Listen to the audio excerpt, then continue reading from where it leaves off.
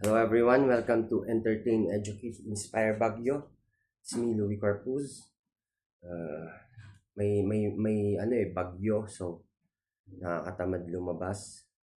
Welcome to our accounting firm here in Middle Pari.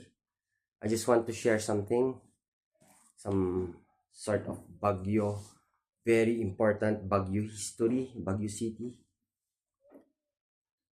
During the 1990 earthquake, our beautiful Baguio was really devastated. I was grade 2 noon. My friend Sir Mike, he is one of those people who helped rebuild our city economic wise, with his Sunshine Grocery, mga ganon, McDonald's. Siya yung may-ari ng McDonald's, he's my friend. So ito, 1993, McDonald's Old Corporate Calendar. So pagkaalam ko, 1991, yun yung McDonald's is yung unang building na natapos since the earthquake. Yun yung parang nag-rebuild tayong lahat dito sa Baguio.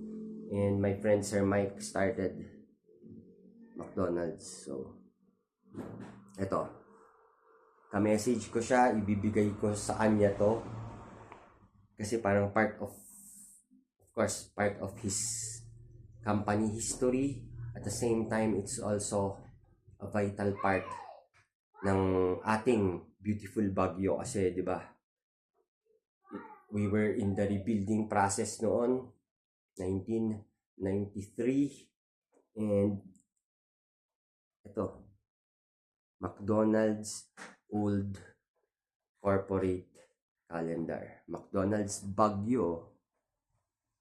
Meron din ako mga nahanapan, Shell naman, Shell Oil Company, 1990 naman yung calendar. So yun. Wait, pakita ko. Wait, I just...